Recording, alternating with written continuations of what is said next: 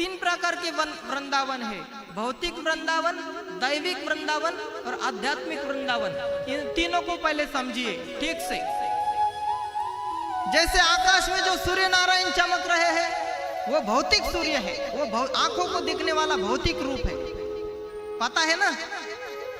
और कुंती माता को पुत्र देने के लिए जो सूर्य नारायण नीचे घर में आए थे वो सूर्य देव, वो उनका दैविक रूप था जो स्वर्ग में इंद्र की सभा में बैठे थे। और तीसरा रूप होता है जो ब्राह्मण यहाँ पर बैठे हैं, तो वो ब्राह्मण आपके घर में जब वास्तु शांति करने आते हैं तो वो क्या करते हैं, सूर्य भगवान को पहले बुलाते हैं और उसकी पूजा, नवग्रह पूजा जब करते हैं तो सूर्य भगवान की पूजा करते हैं। तो वो सूर्य भगवान का आध्यात्मिक रूप है। आध्यात्मिक रूप, अधिभौतिक रूप और अधिदैविक रूप, तीन रूप होते हैं। उसी प्रकार तीन प्रकार के वृंदावन है। मथुरा के पास भारत भूमि पर जो वृंदावन आंखों से आपको दिख रहा है वो कौन सा है, भौतिक वृंदावन, आंखों को दिखने वाला। और दूसरा जो अधिदैविक वृंदावन है वो स्वर्ग में है, मतलब स्वर्ग के जैसी उसकी रचना है।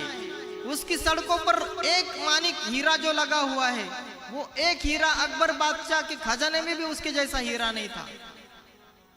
उसकी कथा है, लेकिन वो कभी अन्य प्रसंग में जब संत कथा होगी तो सुनाएंगे। अकबर बादशाह के खजाने में एक भी हीरा नहीं था जो दिव्य वृंदावन की सड़कों पर लग सके। और तीसरा वृंदावन है जब कोई भक्त अपने मन में भजन गाता है और भावमयी स्थिति में प्रभु के सानिध्य में उपस्थित हो जाता है, प्रभु गैया चरा रहे हैं, वो भूमिका में जाता है, तो उसे कहते हैं आध्यात्मिक वृंदावन, मानसिक वृंदावन। तो ये तीन प्रकार के वृंदावन है।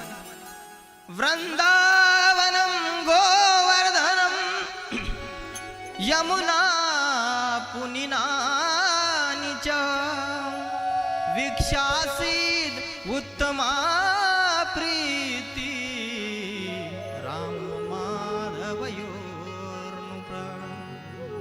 जिस वृंदावन को देखकर प्रभु प्रसन्न हो जाते हैं, वास्तव में वो तो भक्त के हृदय का वृंदावन है। भक्ति माता यदि विचरण हृदय में करती है तो प्रभु को आना ही पड़ा है।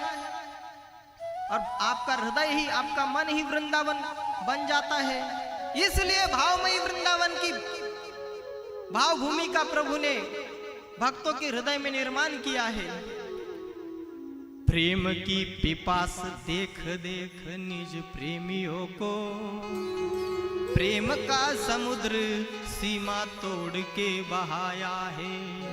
भावुक रसीले जन निराश न होंगे अब, कामना की पूर्ति हेतु वृंदावन बनाया है। चिंता मन जटित चारु चादर बिछाई जहां, भांति प्रतिभांति कुंज कुंज से सजाया है। भारत का भूषण तिलक तीनों लोकों का,